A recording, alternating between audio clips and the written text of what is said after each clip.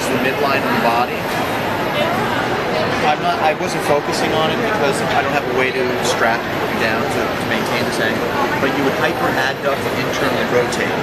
When you hyperadduct and internally rotate, and then I bring your knee this way, it pushes the pelvis this way, so it helps you from rolling. Again, it makes us more specific on the muscles we use. I'm back with my Okay, it's going to stabilize you better. But the best stabilization I can do now is by reaching across and hitting your pelvis. I don't know. Okay, so piriformis is a rotator. So I'm going to adduct, you're going to sit on the table for this one. And what we do is we take the slack out of piriformis by bringing the leg across the midline of the body. Now it's stretched. I want to maintain this angle of your knee because the actual stretch is on the rotation. So if my arm was your leg, I just want you to externally rotate your femur without pushing me away. Okay, so go turn. This is going to be a very direct stretch right in the head of the femur. And even though we're doing actually the movement of the piriformis, the reason why it's stretching is because we're taking it beyond its normal range of motion. It's actually wrapping around the head of the femur, and so we're taking it beyond, so then it starts to stretch beyond its natural range. And aeromatics found this was the most effective way to open up piriformis. Turn again. Remember, we're going to set that signal to externally rotate. I want to see my arm move for all 5 points. This movement in your hip, just externally rotate. Okay? And again, remember, you're going to send a signal for the internal rotators to let go. Yeah, so you go ahead and pick one up. Last one. Okay, the next one we want to do is that we look at the anatomy and we want to line up bones, right? So when we come across here was glute max, but the linear fibers. Externally rotate, I get the organ stretch into here, so now we're getting the oblique fibers. Piriformis goes across the gluteal area about 12 degrees. That's the lower rib on the opposite side. So I'm going to ask you to bring your knee toward me again. I come right inside basically where my arm is. It's going to be right on piriformis now. We're still getting glute max, but we've changed the angle to line up origin and insertion of piriformis at the same time. Again, of course. You'll feel that pull right up your sacrum. Again.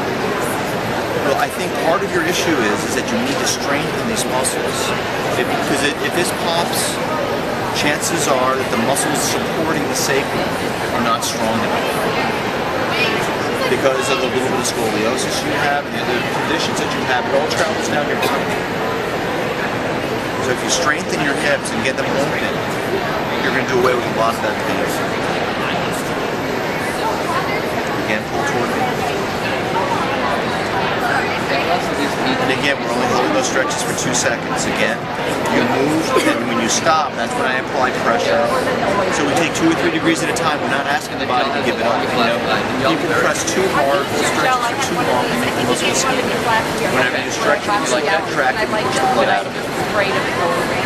So it needs to come back to neutral, and now the blood and oxygen comes in. Now come close. Each time we get 2 or 3 more degrees. Last one. Again. That one and yeah.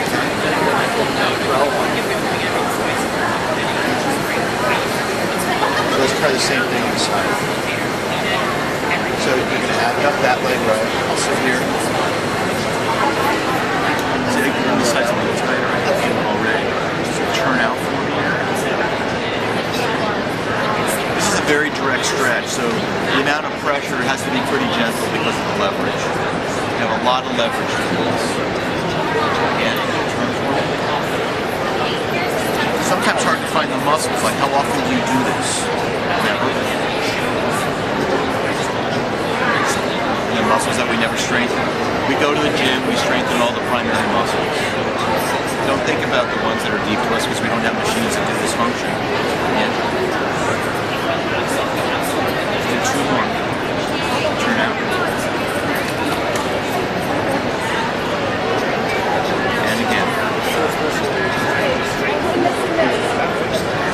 Well, you got it. No, well, I mean, piriformis, they all need to be strengthened, right? And so the opposite of the stretch is the strengthening motion. For most muscles, right? Active isolated stretching has different components to it. Aaron teaches a 4-day class. He also has an advanced class now. But in this 4-day class, you'll have 3 days of stretching and usually 1 day of strength work or some sort of combination of that. Because we could be the best stretching in the world, but if we don't strengthen the structure to hold itself back in its correct position, it falls right back into its habits. So, so the strengthening component is very important. So many massage therapists are now becoming personal trainers. Some of them already are. Yeah. Well, I mean, and it's going to help your business. I mean, if you want to do structural body work, you've got to hold the body in its place. So you need both to really make it right. Okay. So the next one we're going to do